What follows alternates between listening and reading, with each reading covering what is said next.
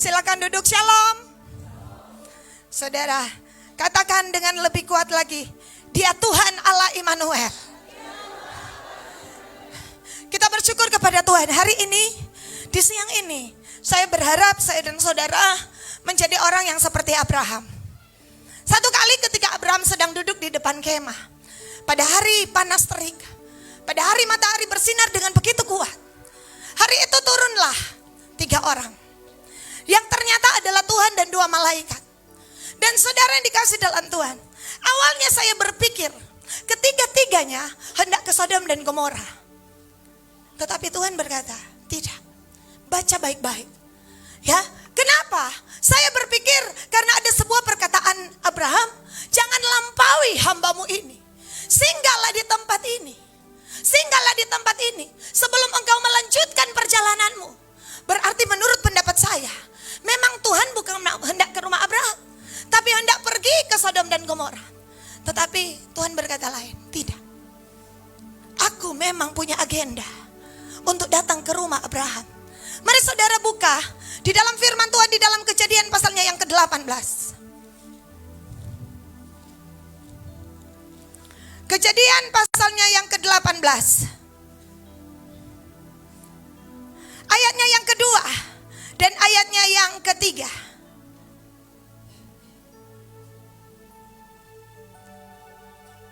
Alkitab mengatakan, ketika ia mengangkat mukanya, ia melihat 3 orang berdiri di depannya. Sesudah dilihatnya mereka, ia berlari dari pintu kemahnya menyongsong mereka. Lalu sujudlah ia sampai ke tanah. Dia tidak hanya sujud setengah badan, dia menyembah sampai ke tanah. Untuk apa? Ayat 3. Serta berkata, Tuanku, jika Atul telah mendapat kasih Tuanku, janganlah kiranya lampaui hambamu ini. Ayat 4.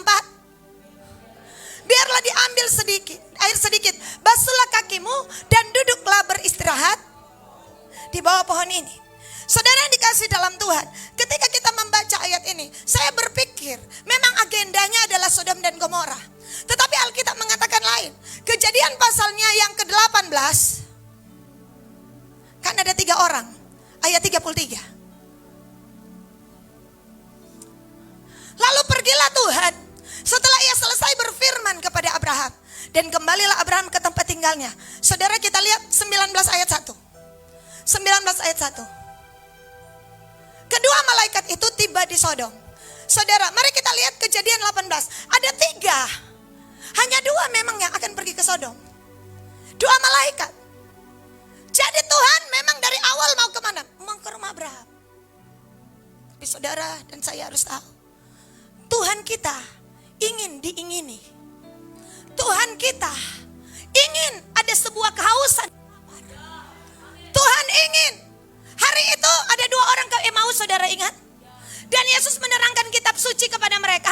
Dan Alkitab berkata di dalam Lukas pasalnya ke-24. Saudara, ayatnya sebentar.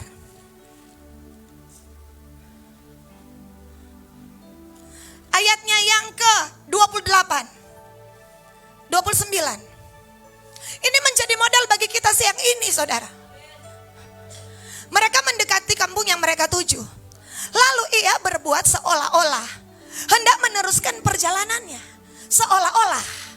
Saudara ya, ayat 29. Tetapi mereka sangat mendesaknya, katanya, tinggallah bersama-sama dengan kami, sebab hari telah menjelang malam dan matahari hampir terbenam. Lalu masuklah ia untuk tinggal bersama-sama dengan mereka. Yesus berbuat seolah-olah mau lanjut perjalanan, tidak tinggal bersama-sama dengan mereka. Tapi hari itu mereka sangat mendesaknya. Mereka sangat mendesaknya. Katanya, tinggallah bersama-sama dengan kami. Tinggallah bersama-sama dengan kami. Saya berdoa, saudara, ini yang menjadi passion kita. Apakah engkau, seberapa engkau haus, seberapa engkau lapar, itulah yang akan engkau terima. Amin. Saya berharap saya dan saudara tidak acuh tak acuh. Bersemangatlah hai bangsa yang tak acuh tak acuh.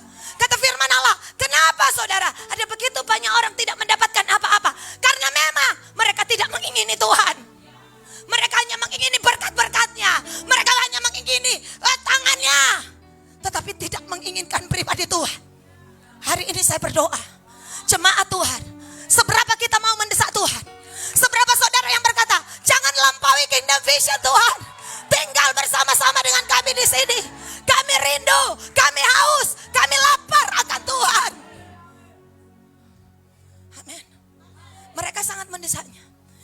Yesus 28. Yesus, saudara lihat ayat 28. Ia berbuat seolah-olah hendak meneruskan perjalanannya. Berarti kalau saudara tidak mau, dia tidak akan singgah. Kalau saudara tidak ingin, dia tidak akan datang. Dan dia akan tetap melanjutkan perjalanannya. Kecuali aku dan engkau memiliki passion, memiliki kerinduan dan desak Tuhan.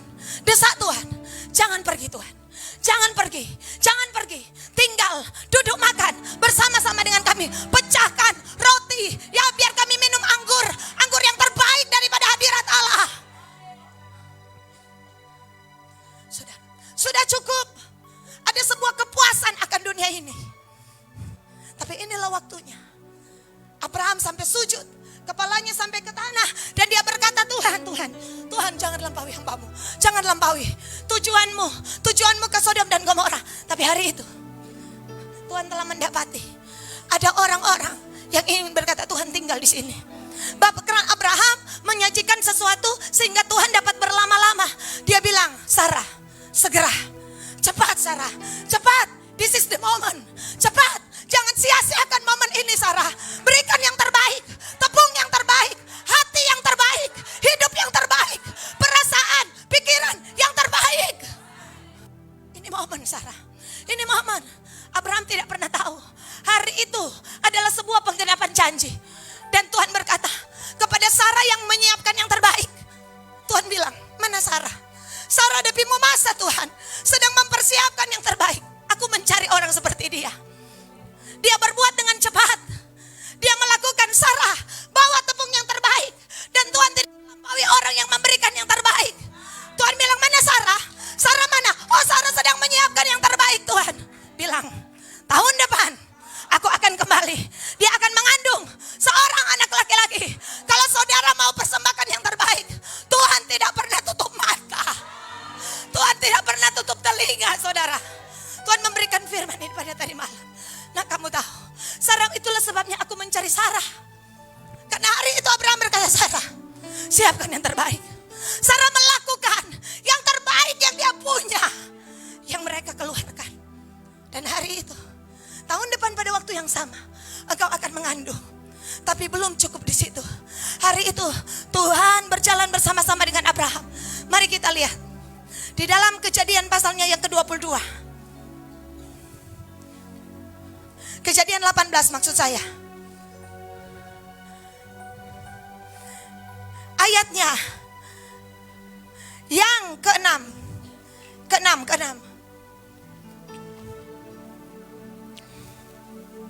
Saudara, lihat ayatnya, benar kan? Lalu Abraham segera pergi ke kemah mendapatkan Sarah.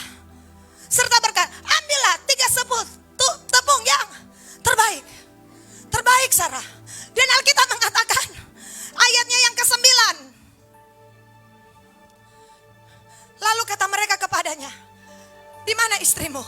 Jawab, di sana, di dalam kemah. Bukankah Sarah yang mengolah tepung itu? Yang terbaik yang dia berikan. Dan hari itu tangan yang meramu yang terbaik, hati yang terbaik. Hari itu Sarah mulai mengandung. Sarah mengandung saudara. Mengandung semua janji Tuhan. Kenapa saudara? Ayo jalan dengan Tuhan. Tuhan sedang menguji saya dan saudara untuk semakin hari berikan yang terbaik. Berikan yang terbaik. Dan saudara akan lihat di sana di dalam kemah. Hari itu bahkan Sarah tertawa. Kenapa keadaannya mandul? Dia sudah mati haid, Abraham mati pucuk. Dan Tuhan berkata, it's good. Kalau semuanya sudah mati, inilah waktunya. Jikalau biji gandum tidak dalam tanah dan mati, ia tinggal 1 biji saja. Kalian mati, bagus. Supaya kalian tahu, kalian mendapatkan di Ishak bukan karena kekuatan kalian, tapi karena janjiku, karena firmanku. Apakah harapanmu sudah mati? Keadaanmu mandul secara luar, secara ekonomi. Saya mau katakan, it's good. Karena di situ Tuhan mau demonstrasi kuasa ilahi.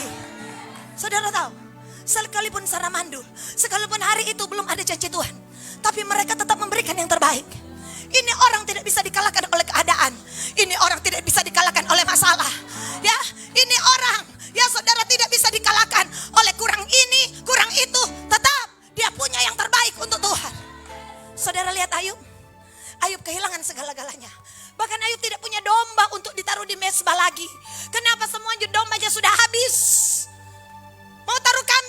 kambing sudah habis.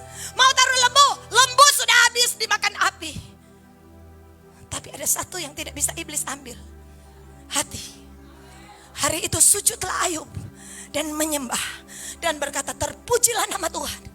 Tuhan yang memberi, Tuhan yang mengambil, terpujilah nama Tuhan. Saudara tahu, Ayub tetap punya sesuatu untuk Tuhan. Hati, itu modal kita.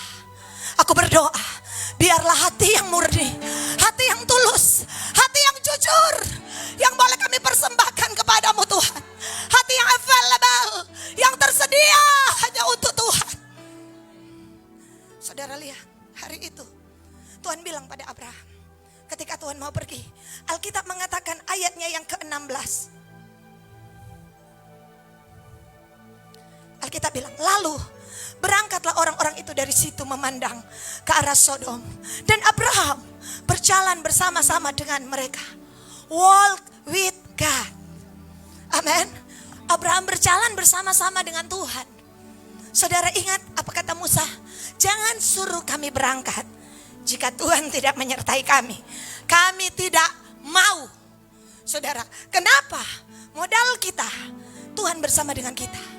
Tuhan bersama dengan kita. Tuhan berkata kepada dalam firman-Nya, aku sendiri akan berjalan di depanmu. Yang hendak meratakan pintu-pintu tembaga, menghancurkan palang-palang besi. Aku akan memberikan kepadamu harta kekayaan yang tersembunyi, supaya engkau tahu bahwa akulah Tuhan Allahmu. Tuhan berjalan menjadi kepala, menjadi penerobos. Tuhan berjalan di barisan itu. Kenapa saudara? Ini penting. Hari itu Tuhan hendak memusnahkan Sodom dan Gomora. Tapi saudara tahu, sesuatu yang terbaik menggali hati Tuhan yang paling dalam. Alkitab berkata, lanjut ayat 17. Berpikirlah Tuhan, saudara, ini yang ada di hati Tuhan dan pikiran Tuhan. Apakah aku akan menyembunyikan kepada Abraham yang hendak kulakukan ini? Tuhan tidak enak hati kepada orang-orang yang memberikan yang terbaik. Ya saudara, apa yang menyembunyikan? Sembunyi adalah tempat terdalam. Itu namanya rahasia, men. Amin. Tapi hari itu Tuhan berkata apa? Rahasia ini harus aku buka kepada orang yang selalu memberikan yang terbaik, kepada orang yang tetap percaya kepadaku, sekalipun dia sudah mati pucuk, dia sudah mati haid, dia tetap punya yang namanya percaya, iman. Tidak enak hati aku. Dia harus beritahukan kepada Kingdom Vision isi hatinya, ya. Dan kemudian Tuhan mulai menyampaikan isi hatinya kepada seorang Abraham. Dan Abraham berdiri, saudara, di antara saudara satu negeri dengan Tuhan.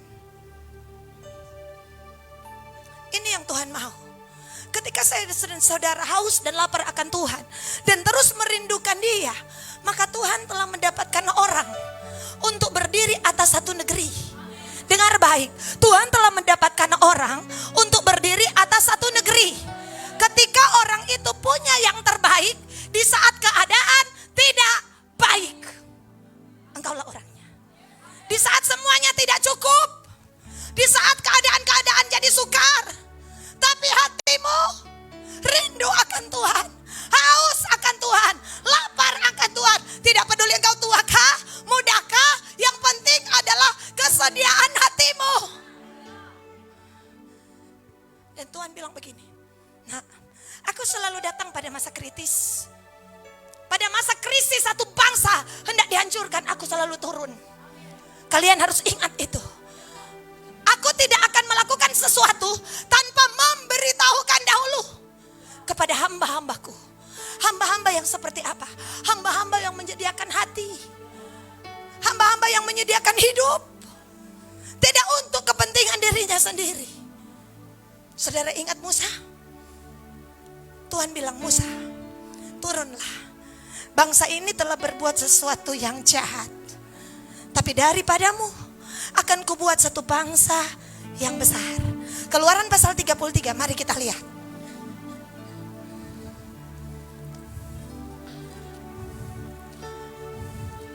Keluaran pasal 33, 32 maksud saya. Ayatnya yang ke 10.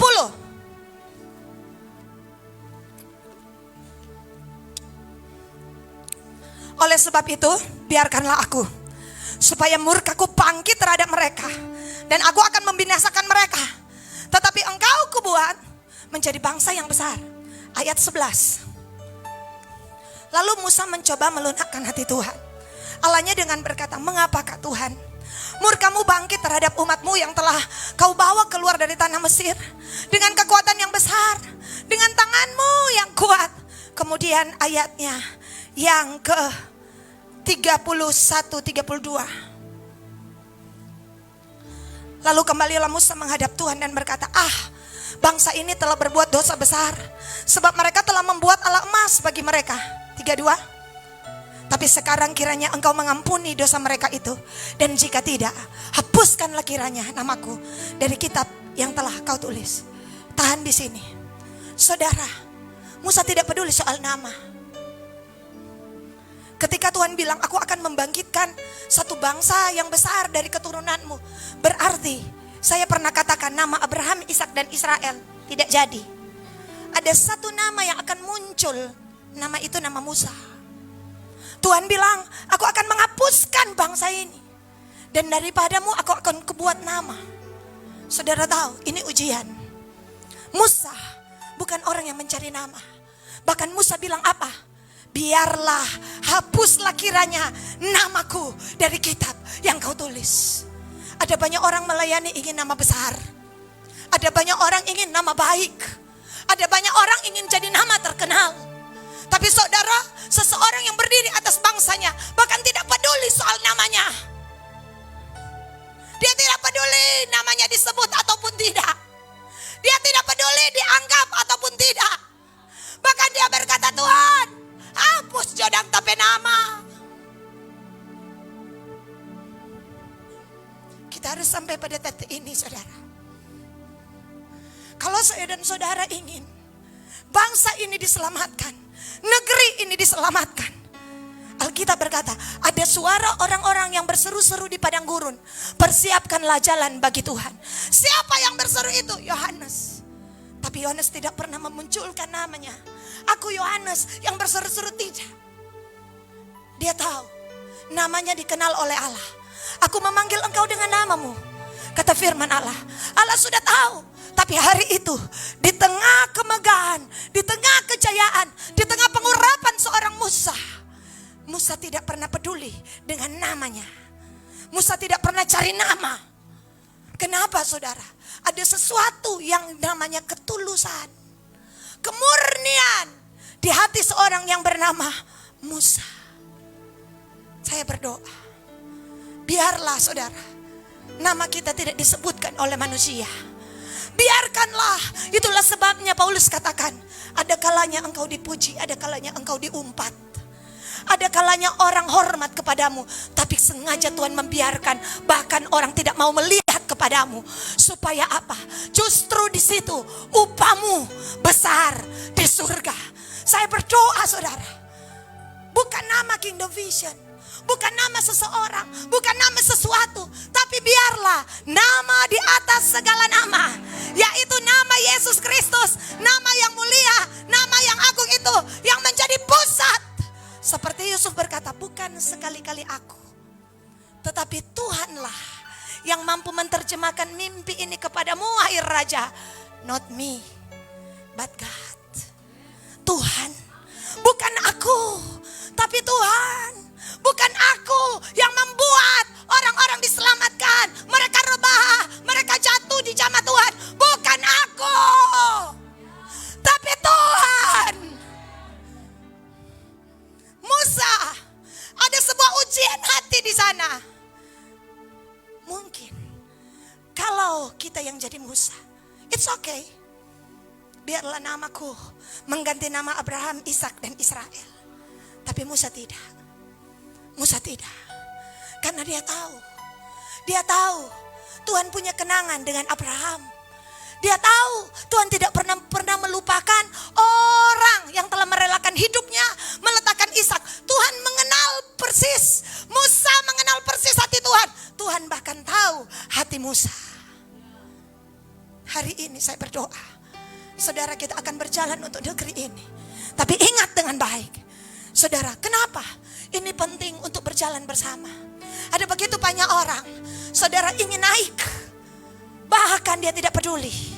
Asalkan dia naik seorang diri, yang lain biarkan berada di bawah. Tapi saudara harus tahu, iblis pun tidak tinggal diam.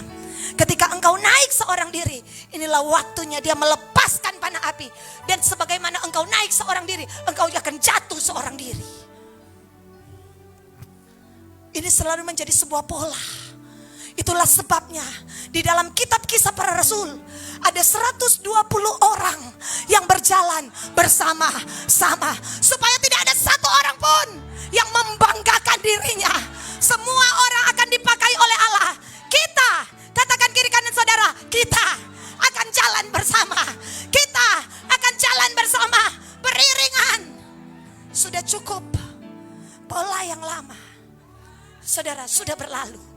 Di mana sesuatu yang besar, kita jalan dengan Tuhan, kita jalan dengan sama-sama. Kenapa? Saudara ingat, ketika hari itu Petrus, saudara, telah memuridkan, telah mengimpartasikan, saudara, roh doa. Jadi ingat, bukan hanya Petrus yang berdoa, tetapi seluruh jemaat yang berdoa. Petrus latih seluruh jemaat bukan tahu tentang doa, tetapi menyediakan waktu untuk berdoa. Apa itu jemaat yang di atas batu karang ini? Aku akan mendirikan jemaatku. Bukan orang-orang yang tahu tentang doa, tapi meluangkan waktu, menyediakan waktu untuk berdoa. Mereka adalah tentara yang besar. Pelaksana firman-Nya sangat kuat, karena setiap orang akan dibangun terhubung dengan rohnya.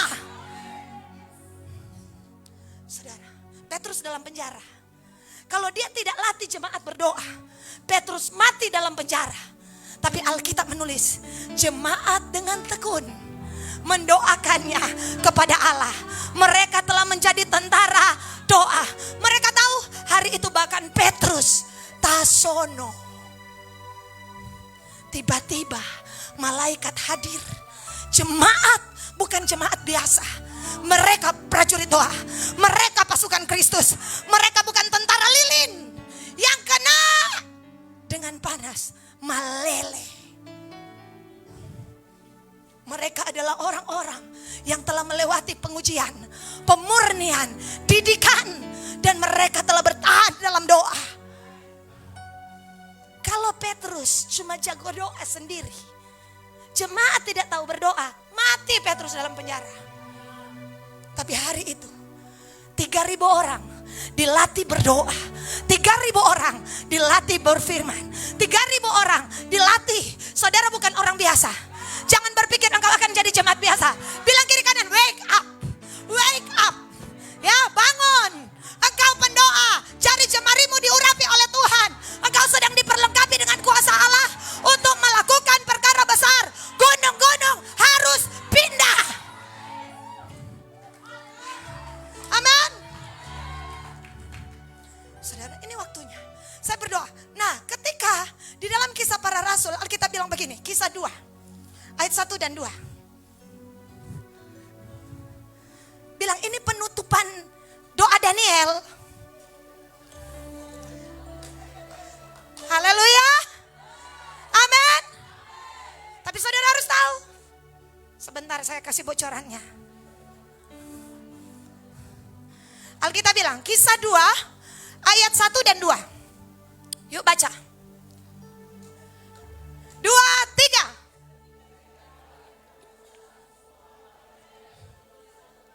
Ayat 2.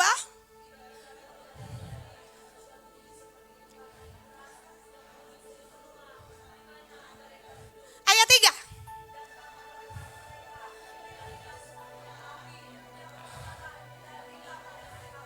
Mari kita lihat ayat 2. Saya bilang hari Jumat, ini firman yang Tuhan berikan pada hari Jumat.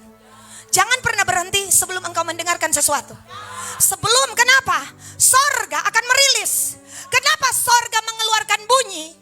Karena sebelumnya sorga mendengar bunyi. Mari kita lihat bunyi apa?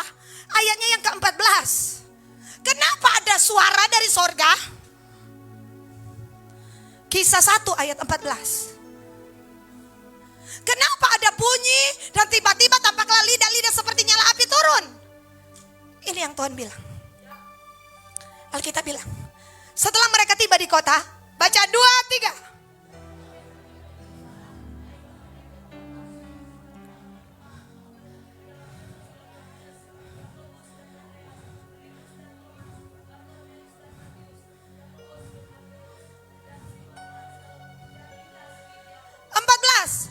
Bikin apa menumpang?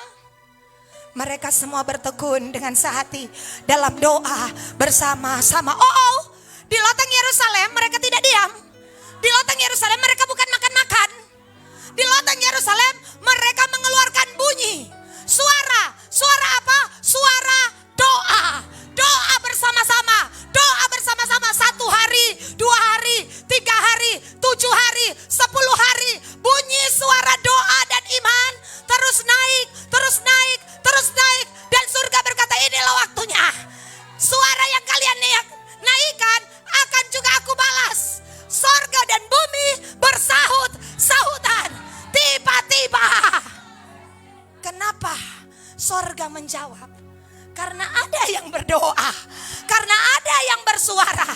Oh, saya percaya Kingdom Vision di Upper Room, di loteng Yerusalem, kita akan terus berdoa. Orang yang menanti-nantikan Tuhan akan mendapat kekuatan baru. Mereka berjalan tidak menjadi lelah, berlari tidak menjadi lesu. Ada roh doa yang begitu kuat. Mereka bersepakat, berhati, bersama-sama, sehati, sepikir, satu jiwa, satu iman, satu harapan. Amin. Tidak ada yang berkata, saya pulang duluan. Haleluya. 120 orang. Mereka mulai berdoa. Berdoa. Berdoa. Dan surga berkata, wah, bukan cuma jendela yang aku buka. Langit aku buka. Tiba-tiba saudara. Tiba-tiba janji Tuhan dari kitab Yoel tiba-tiba tercurah dengan kuat. Karena apa? Mereka adalah orang-orang yang berdoa dan taat.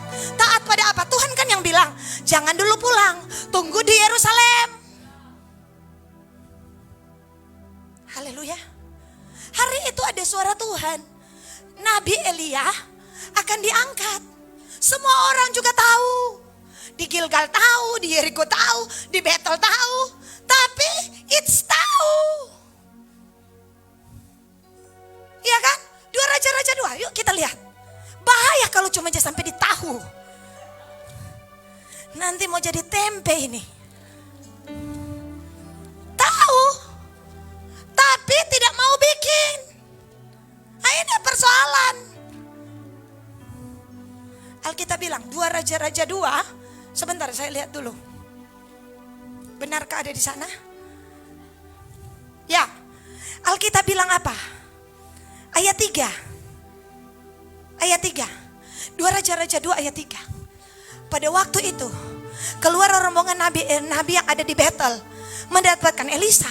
Lalu berkatalah mereka kepadanya, sudahkah engkau tahu bahwa pada hari ini Tuhanmu akan diambil daripadamu oleh Tuhan terangkat ke sorga? Jawabnya, aku juga tahu. Diamlah. Kemudian ada lagi ayat 5. Coba lihat. Mendekatlah rombongan nabi yang ada di Yeriko, tadi di Betel. Apa ini? Sudahkah engkau tahu bahwa pada hari ini Tuhanmu akan diambil daripadamu oleh Tuhan terangkat ke sorga? Jawabnya, aku juga tahu. Diamlah, sama-sama so tahu. Berapa yang backing? 1. Ada berapa orang di sini? 50 rombongan nabi. Mungkin tambah di Betel. Ini perjalanan yang aneh. Karena Gilgal, saya sudah pernah jelaskan, saya tidak ulang. Tapi Gilgal, Betel, Yeriko, Yordan, ini jalan memutar. Kenapa? Karena Elia mau memberikan kesempatan bagi yang lain untuk ikut. Ini baron. Saudara. Iya, ini baron ini. Saudara lihat Yosua. Yosua kan kebalikan. Ya kan, Gilgal, Yordan. Jadi ini jalan berputar. Kenapa? Tuhan mau sounding. Baik di Betel, hari ini Elia mau terangkat. Tidak mau tahu yang lain. Padahal itu firman Tuhan. Cuma 1 orang. Yang kekeh. Yang ngotot. Yang berkata bagi Tuhan, kita. Bahkan disuruh pulang. Pulang anak. Dia bilang tidak. Aku tidak mau pulang. Yang lain tahu. Tanya kiri, ngana tahu. Ada doa Jumat. Siapa dengannya datang. Soalnya doa Jumat cuma Ibu Lisa yang berfirman. Siapa bilang? Toh? Haleluya. Itu baru satu contoh. Saudara, beberapa hari sebelum tutup ini saya dapat mimpi. Saya merasakan sebuah keanehan, tapi sebuah kenyataan. Saya berada di satu ruangan. Dan tiba-tiba begitu saya mau keluar ruangan itu, ada seorang yang dalam keadaan luka. Dia dobrak pintu itu dan dia cepat masuk. Saya bilang, oh, kenapa engkau terburu-buru? Dia tidak menjawab. Lalu tiba-tiba ada suara bilang, ruangan itu adalah ruangan Daniel. Oh, ada di puasa Daniel. Pirwah, torang semua selesai, ada yang baru mau masuk. Nyanda apa-apa, yang penting torang baku dapat di ruangan Daniel. Ada yang dalam keadaan luka. Sebetul dia ini luka, ini diperban. Luka hati kah? Mari silakan masuk. Ya, masuk di ruangan Daniel. Langkahmu sudah betul mencari wajah Tuhan. Amin. Yang sudah selesai, lanjutkan. Daniel, baca ini biblical. Ini Alkitabiah. Malaikat Tuhan datang hari ke-24. Bukan hari ke-21. Jadi orang mau tambah 3 hari. Pada hari ke-24. Ini betul toh? Sejak hari pertama Tuhan sudah mendengar kita berdoa.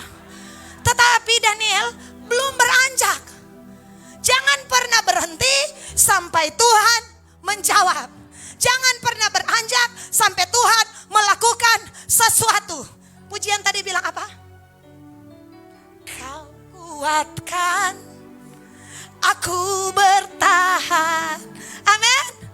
Kau harapan dalam kesesakan. Kau buktikan kesetiaanmu Tuhan. Engkau Allah Immanuel. Kau kuatkan aku puasa. Amin. Yang penting Tuhan kasih kekuatan. Kau kuatkan aku berdoa. Amin. Haleluya. Walaupun kita istirahat 2 hari, kita tambah Rabu, Kamis, Jumat. Amin. Kita genapkan firman Allah. Jangan menyanyi, hidupku menggenapi firman-Mu. Nanti hari ke-24 kita bukan hari ke-21 Reen, tambah 3 hari. Ya, Ibu Sak, tambah 3 hari. Selasa, Rabu, Kamis. Rabu, Kamis, Jumat. Ibu Sek bilang begini, istirahat akan kesian 2 hari. Ya, sepakat?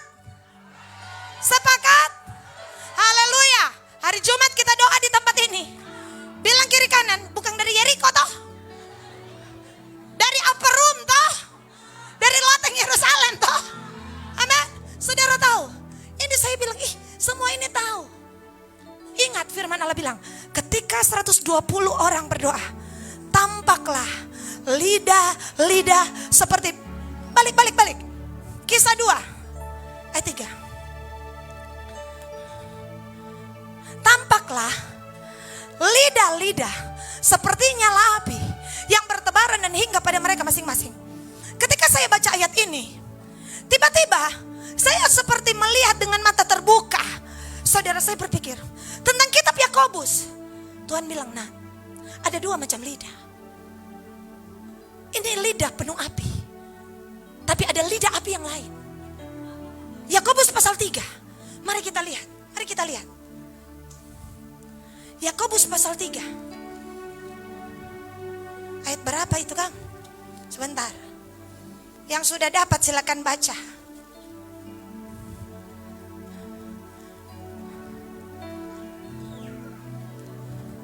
Itu dia. Coba. Ayat berapa? Ya, ayat 6. Yuk. Lidah pun adalah api. Tadi lidah api. Inilah lidah api. Ini api asing.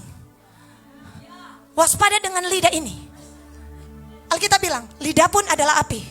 Ia merupakan satu dunia kejahatan dan mengambil tempat di antara anggota tubuh kita. Siapa di sini yang tidak punya lidah, angkat tangan. Dia ada di anggota tubuh kita sebagai sesuatu yang dapat menodai seluruh tubuh dan menyalakan roda kehidupan kita.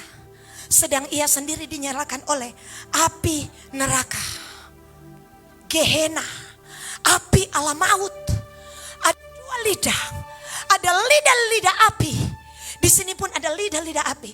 Yang satu from heaven, yang di sini from neraka. Dan Tuhan bilang begini, hancurkan lidah roh gosip atas gerejanya. Kalau kita ingin lihat kemuliaan Allah turun, semua roh gosip harus pergi, hancur, patah. Kenapa? Ini saudara bahaya. Ini bahaya. Ini berkaitan dengan hidup kita. Just bukan cuma sebentar hoax. No. Ayat 7. Semua jenis binatang liar, burung-burung serta binatang menjalar, binatang laut dapat dijinakkan dan telah dijinakkan oleh sifat manusia. Ada DP pawang. Saudara tahu? Tuh gajah ada DP pawang. Ular, ya, biar lain kali ular jatuh DP pawang sendiri. Tetap itu ada dijinakkan. Ayat 8. Tapi tidak seorang pun yang berkuasa menjinakkan lidah. Ia adalah sesuatu yang buas, tak terkuasai, penuh racun yang mematikan. Saudara, ini juga punya daya. Dia punya kuasa. Apa? Bekeng mati. Saudara, hati-hati. Saudara, Alkitab bilang, tidak seorang pun yang berkuasa menjinakkan lidah. Tidak ada seorang pun. Tapi Tuhan bisa. Tuhan bisa. Dengan cara apa? Semua lidah-lidah yang mematikan dipenuhi dengan lidah-lidah api. Sehingga apa? Penuh dengan pujian, penuh dengan penyembahan.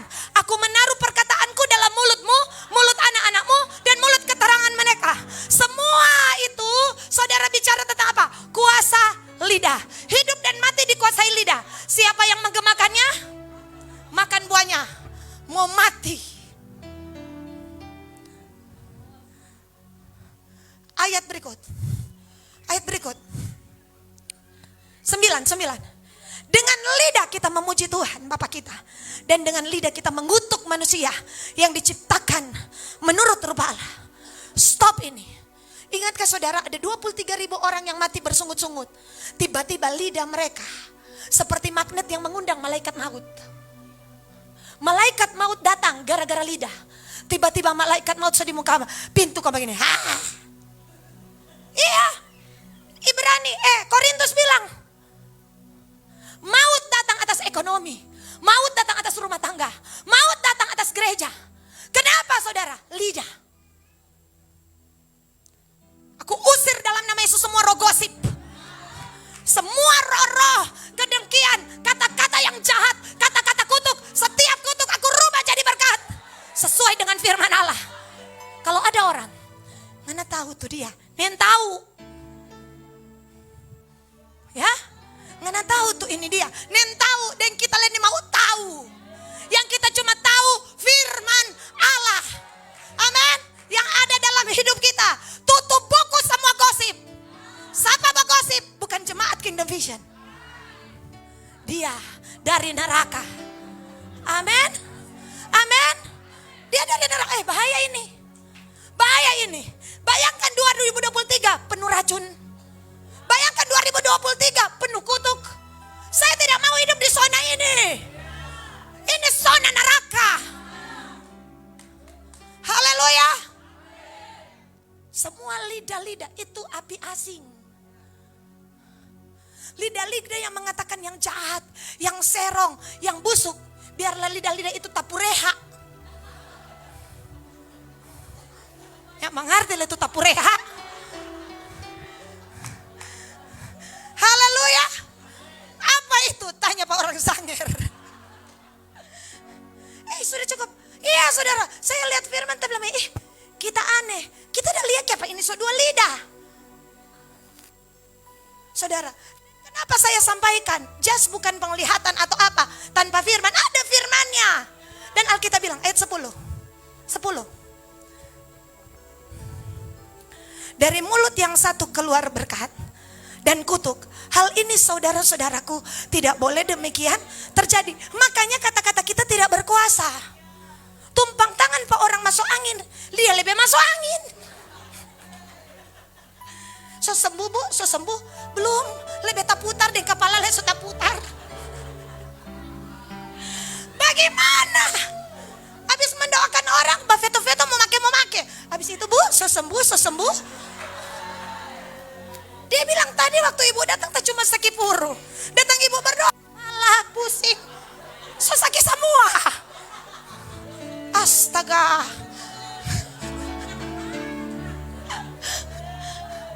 Ini. Tuhan bilang, Musa bilang ini, Tuhan kita kok enggak pandai bicara kasihan. Musa, kita berat lidah kasihan. Gagap kasihan kita Tuhan. Nenek, dapat cerita dengan Tuhan. Atap sekali Tuhan. So gugup kita Tuhan. Ya kan ini baca cerita dengan Tuhan. Tuhan bilang, Musa, aku yang membuat lidah manusia. Dan kamu akan kubuat menjadi penyambung lidah bagiku. Apa itu? Yang menyambungkan kuasa Allah dengan yang ada di dunia ini. Lewat apa? Lidah. Masa ibu ada di ayat? Tunggu kita cari. Ya. Oh, Keluaran 4 ayat 11-12. Oh, silakan. Siapakah yang membuat lidah manusia? Nah, ayat-ayat 10. 10 dulu. Tuhan, kita ini nggak pandai bicara, apalagi pandai bah kamuflase dang. Dah, tanin tahu tuh baru itu kesiang. Nggak pandai putar-putar cerita kasihan Tuhan. Mau bilang shalom, shalom saudara-saudara. Bagaimana mau menghadapi Israel? Saudara, bayangkan ini. Dahulu pun tidak, dan sejak engkau berfirman kepada hambamu pun tidak. Sebab aku ini berat mulu, berat lidah. Nggak coba baca cerita dia. Lihat 11. Tuhan berfirman kepadanya, siapakah yang membuat lidah manusia? Siapakah yang membuat orang bisu atau tuli? Nah, saudara lihat, ternyata Tuhan bukan cuma buka telinga. Hati-hati, Tuhan leja bikin bisu. Ini ada ayat. Jadi jangan terlalu banyak bersungut-sungut. Siapakah yang membuat orang bisu atau tuli? Siapa? Membuat orang melihat atau buta? Bukankah aku yakni Tuhan? Jadi bukan cuma buta balia. Ya, tuli mendengar. Yang mendengar le jadi tuli, Tuhan bisa bikin. Nah, ayat 12. Oleh sebab itu, pergilah, aku akan menyertai lidahmu dan mengajar engkau apa yang harus kau katakan. Jadi lidah kita disertai Tuhan. Coba katakan, lidahku. Oh, disertai Tuhan. Haleluya, haleluya. Ayat 13. Mana tuh kata penyambung lidah? Ayat 13. Ada? 14. Coba. Ada. Sebentar. Alkitab bilang begini, supaya saya dan saudara tahu, Oh, 16. Coba. Ia harus berbicara bagimu kepada bangsa itu. Dengan demikian, ia akan menjadi penyambung lidahmu dan engkau akan menjadi seperti Allah baginya. Saudara, ada penyambung lidah. Tuhan menyampaikan pesan lewat hidup saya dan saudara. Amin.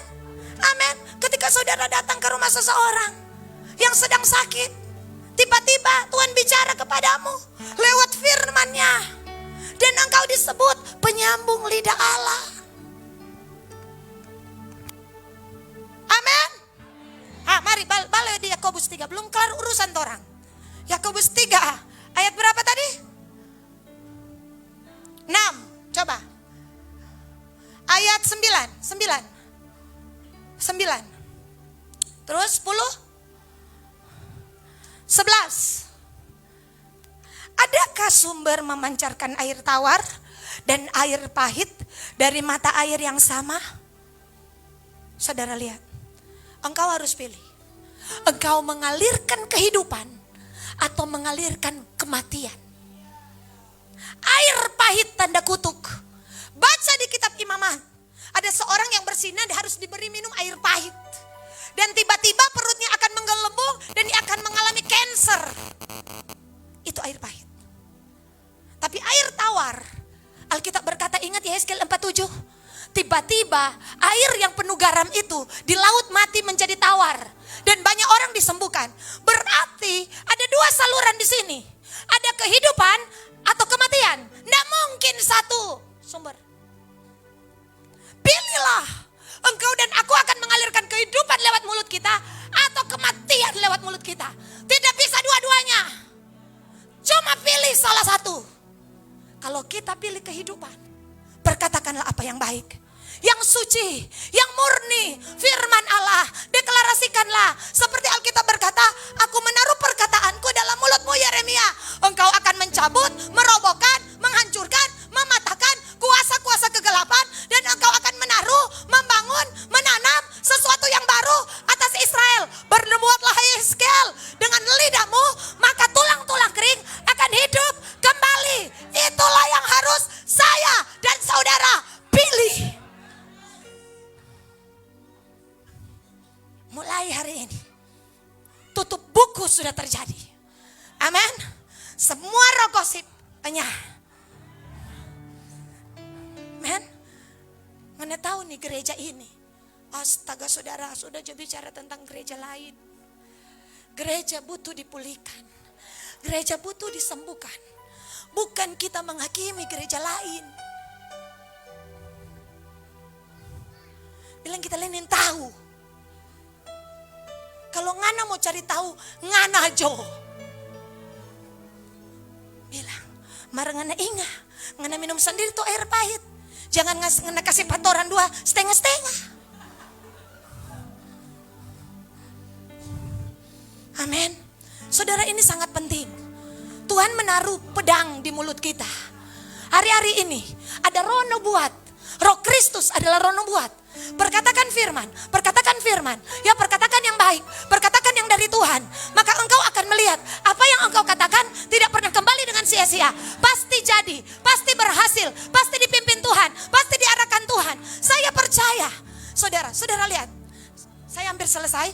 Ketika 2 orang ini, 120 orang ini berdoa bersama-sama, ada lidah-lidah turun seperti nyala api. Ketika 2 orang ini jalan bersama, siapa dia? Elia dan Elisa. Apa yang terjadi? Apa yang terjadi? Yuk kita lihat.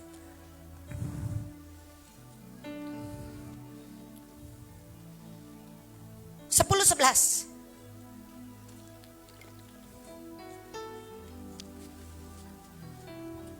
Dua Raja-Raja 2 ayat 10-11.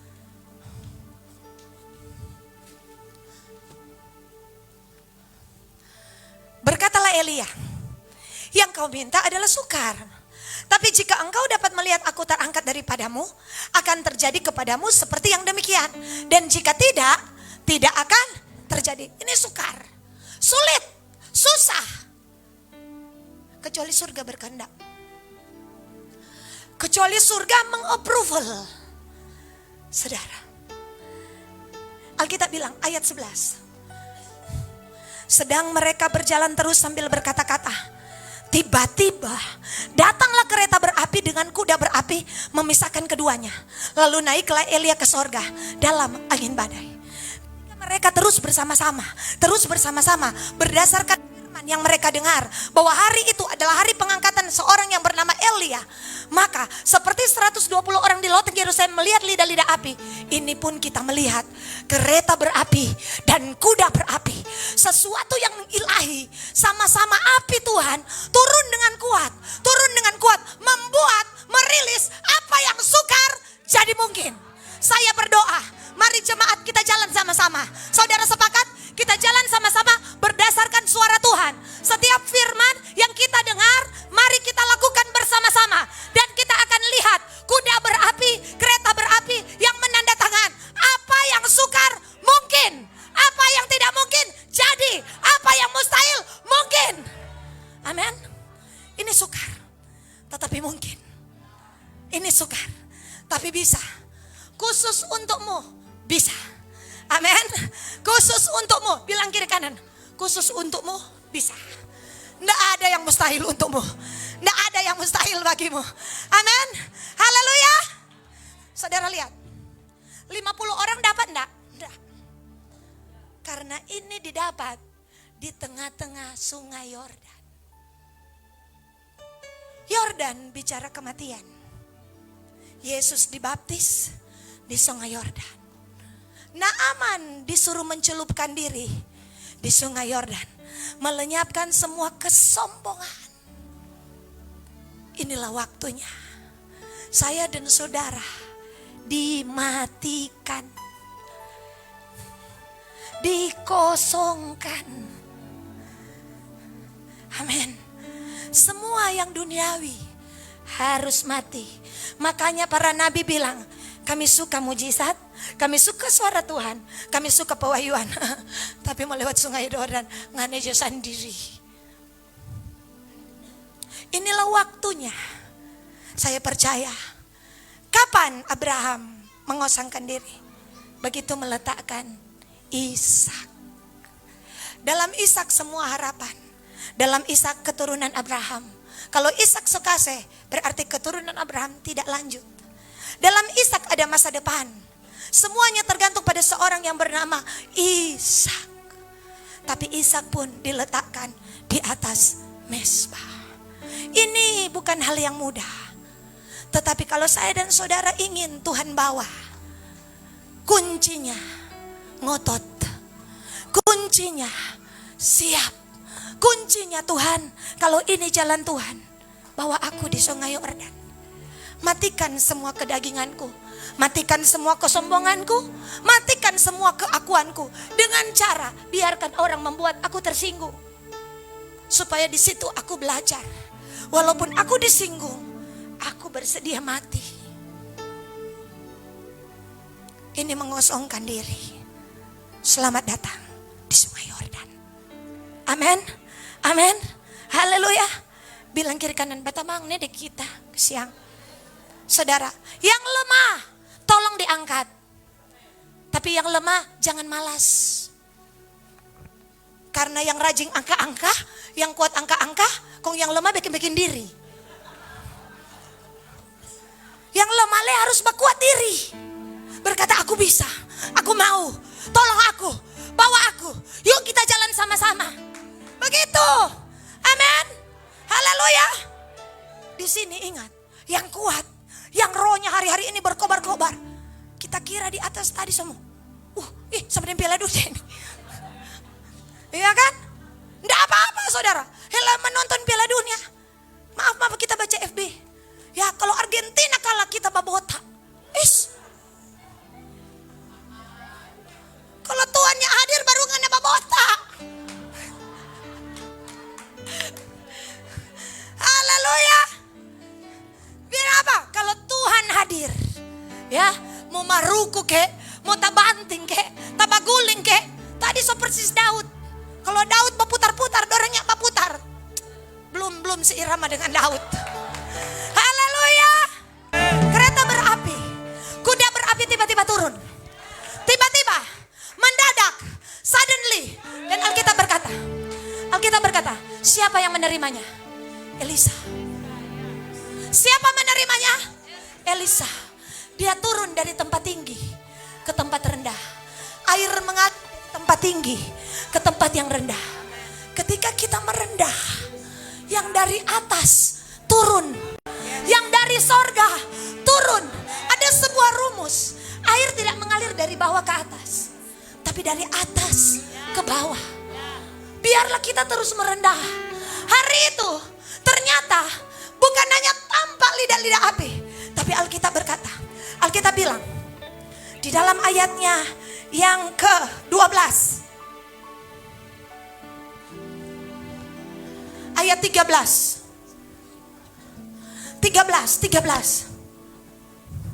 Sesudah itu dipungunnya jubah Elia yang telah terjatuh. Selalu ada yang turun. Selalu ada yang turun. Ketika saudara punya iman, punya doa, selalu ada yang turun. Tidak pernah tidak. Selalu ada saudara. Mujizat,